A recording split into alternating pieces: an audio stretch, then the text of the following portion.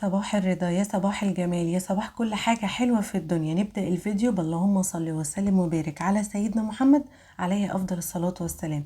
النهاردة هتقضوا معايا يوم كامل، روتين كامل ليوم كامل من أوله لحد آخره. إن شاء الله روتين تشجيعي جدا. متأكدة وواثقة إنك لو وراكي حاجة في بيتك ومش قادرة تقومي تعمليها أو كسلانة، بعد الفيديو ده ان شاء الله هتقومي تخلصيها على طول. اوعي تنسي تسيبيلي لايك على الفيديو، حقيقي بيفرق معايا جدا جدا وبيشجعني انزلك فيديوهات اكتر. وكمان دعواتكم في الكومنتات ليا فرح قلبي بطريقه لا تتخيلوها، ولكم بالمثل ان شاء الله باذن الله.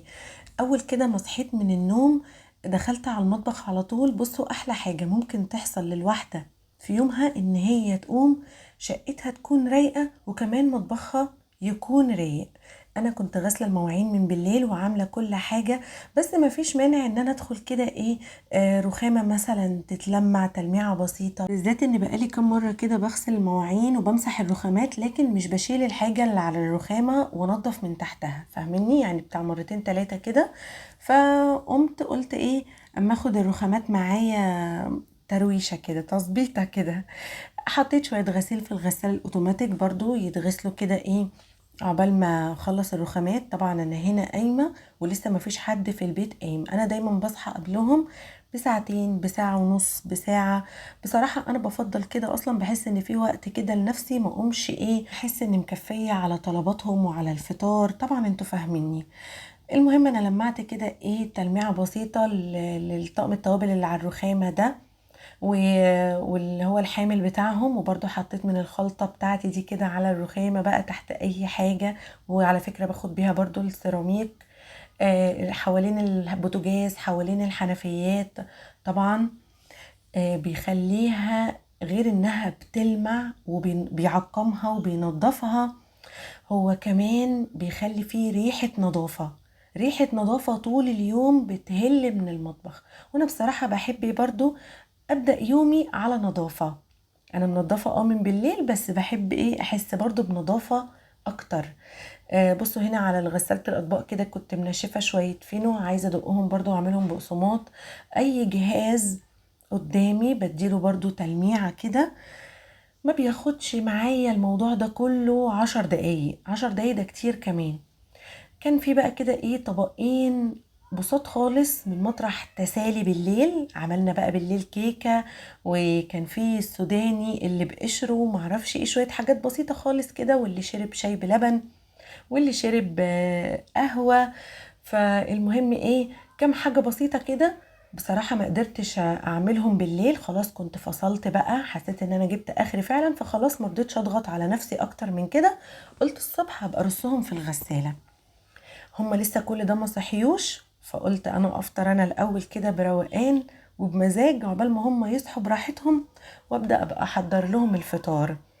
بصوا مفيش احسن من البساطة بصراحة، واني ما اقفش على حاجة. انا مش بحب اقف على حاجة ابدا، انا بحب افطر شاي بلبن وسندوتش كده اي حاجة. ما لقيتش عندي لبن فرحت عاملة شاي سادة، مش مشكلة، المهم ان اي حاجة تظبط الدماغ وتفوق الصبح. عملت لي شاي كده مظبوط وسندوتش جبنة، وبس كده كنت فطرت وظبطت نفسي. وعلى فكرة برضو عايزة اقول لكم ان مفيش احلى من الفطار الصبح بروقان وانت لوحدك، برضو هيفرق معاكي يعني. بصوا ده منظر بقى الصالة. قلت لكم قبل كده ان الركنة اصلا مكانها مش في الصالة. انا في الصيف بحب ابدل، بحب ادخل الانتريه في اوضة القعاد اللي هو اصلا مكانه في الصالة، وبخرج الركنة بره في الصالة اللي هي اصلا مكانها في اوضة القعاد، عشان كده تحسوا شوية ايه مفيش نظام. طبعا واضح جدا قشر السوداني موجود في كل حتة في الصالة حرفيا. والله يعني انا ما بحبش موضوع الفشار وقشر اللب وقشر السوداني، بس هنعمل ايه يعني، طالما هم طلبوا سهرة وقعدة حلوة وقعدة كده عائلية حلوة، فما بنقولش لأ وخلاص، بسيبهم ايه ياكلوا وينبسطوا. المهم ان الحمد لله بالمكنسة كده شفطت كل القشر وكل الفتافيت واي تراب كان موجود، الحمد لله يعني ايه سيطرت. هو اصلا الايام الجايه دي ان شاء الله موسم المدارس خلاص، يعني احنا داخلين كده على المدارس، فانا بحب اعمل عملة الشقة بتاعتي قبل المدارس، اللي هي عملة الشتاء، بحب اعملها قبل المدارس، تدخل المدارس اكون رايقة. خلاص شفطت الركنه. بصوا المفرش ده انا كنت جايبه المتر منه ب15 جنيه من سوق عندنا في امبابه اسمه سوق الجمعه، وديته للترزي فصلهولي كده مفرش للترابيزه الصغيره دي. بصوا عملت كمان، كان عندي كرسيين بلاستيك كده يعني حالتهم تصعب على اي حد، عملت لهم كده 2 كفر اهو زي ما انتوا شايفين، بتنفع بصراحه. لو في ضيف جه ولا حاجه بحطها جنبه، بحط له عليها المشروب مثلا او اي حاجه، او احنا عامه بنستخدمهم. هنا فضلت بقى لمع الحاجات كده اللي على الترابيزات. طبعا عدة البخور دي قلبي، انا ممكن ابخر كل يوم. وبصراحة يعني كنت الاول قبل الفترة اللي فاتت دي كده كنت مضغوطة شوية، بنزل وبطلع، بس اساسي ان انا ابخر يوم الجمعة، يعني حتى لو ما بخرتش كل يوم ببخر يوم الجمعة. لمعت كده زي ما انتوا شايفين، شلت اي ترابة اي فتافيت اهو. بصوا الفتافيت هنا من مطرح البخور دي، على فكرة ده مش تراب، بس البخور لما بيفضل يطقطق كده فبينطر فتافيت. بس فانا لميتها يعني الحمد لله وسيطرت على الموقف. على فكرة البخور برضو انا بعمله بايدي، بحب اعمل البخور بتاعي بايدي انا، ولو عايزين طريقته قولولي وانا اقول لكم عليها. بس كده خلاص رصيت الحاجة. المفرش اللي انتوا شايفينه ده كنت شارياه من بنت كده بتفصل وبتعمل الحاجات دي اونلاين، كان هو والاتنين خدادية الصغيرين اللي هناك دول كانوا عاملاهم زي طقم كده، ببدل فيهم مع المفارش عندي اللي لونها ابيض، يعني بحسهم بيبقى فيه تغيير وبيدوا تاتش حلو كده.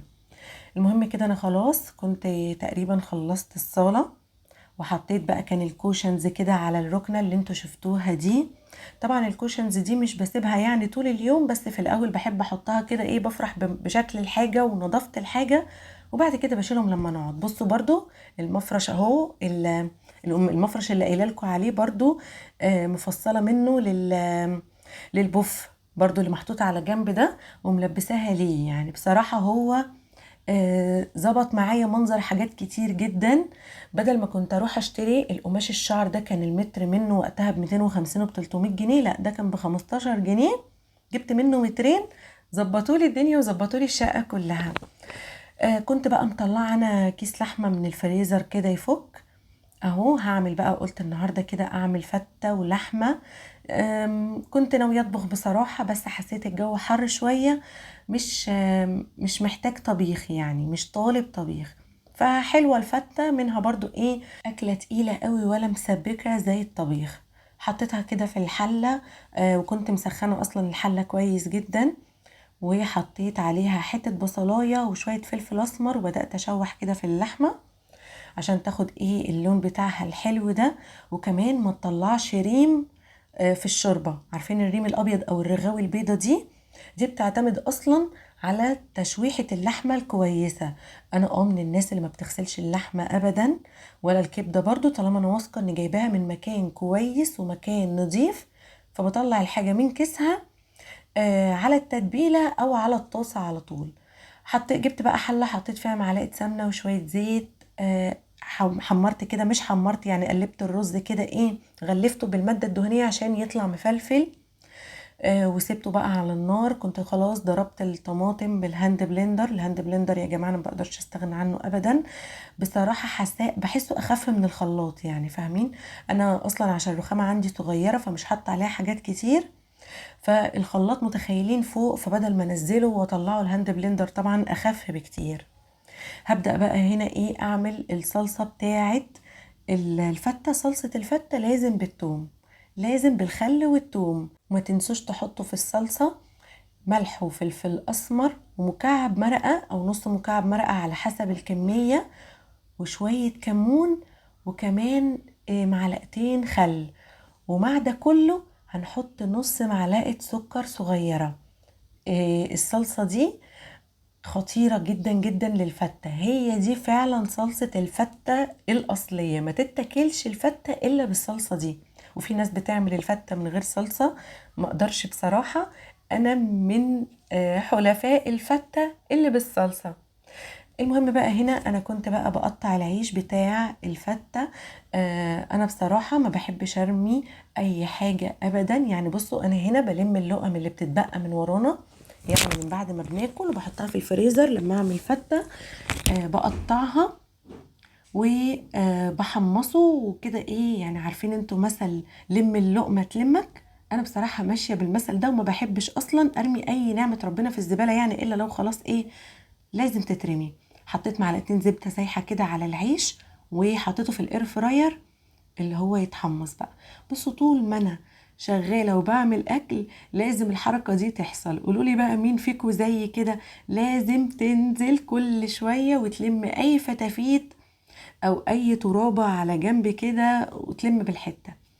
برضو لازم الحركة دي تحصل في الشوربة بتاعت الفتة. تاخدوا حبة من الصلصة صغيرين خالص، يعني حوالي معلقتين 3، وتحطوهم في الشوربة. بيخلوا الشوربة لونها احمر كده، وبتكون فعلا خطيرة خطيرة فوق ما تتخيلوا. جربوا الحركة دي، لو ما بتعملوهاش والله العظيم هتدعوا لي. بالذات لو انتوا بقى من عشاق الايه، الشوربة زي كده، ممكن اسيب الاكل كله واقعد اركز في الشوربة بس، اي شوربة عامة.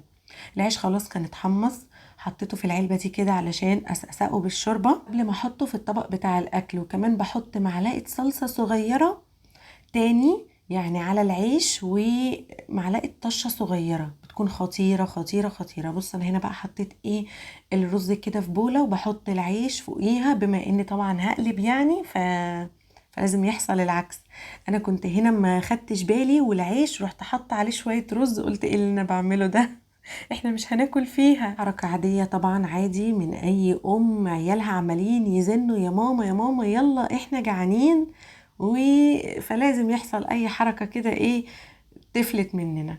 ما علينا، المهم ان الحمد لله كنت خلاص خلصت كده، وحطيت بقى الطشة زي ما انتم شايفين. منظر الاكل نفسه طبعا يفتح النفس، وانا بحب اهتم بمنظر الاكل جدا لما اجي اغرف، بالذات لو عندك اطفال وبرضو لجوزك يعني.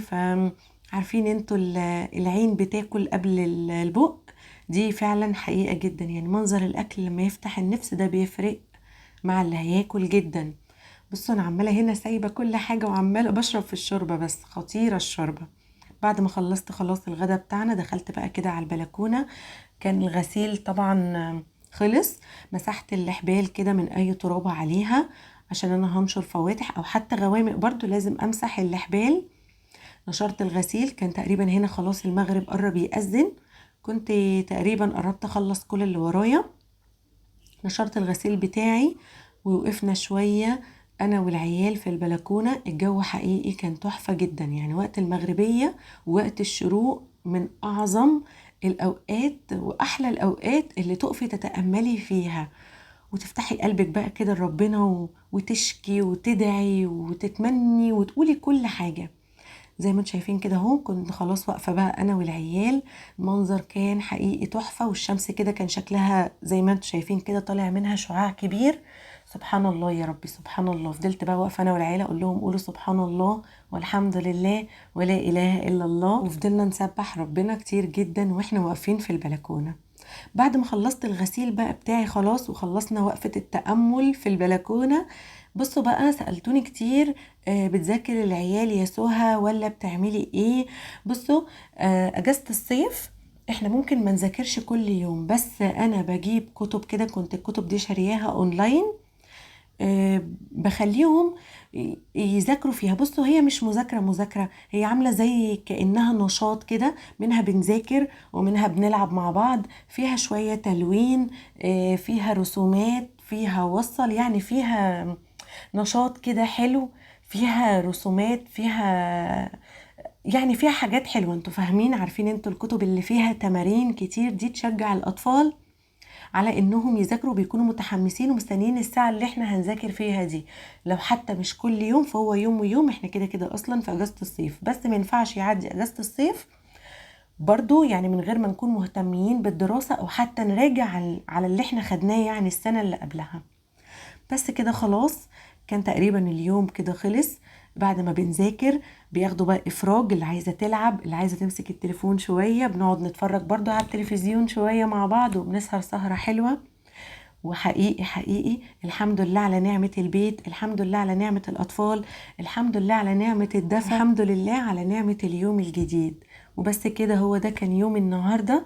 يا رب اكون ضيفة خفيفة عليكم. عجبكم الفيديو اوعوا تنسوا تدوسوا لايك. اشوفكم ان شاء الله في يوم جديد وكمان روتين جديد، ويلا سلام.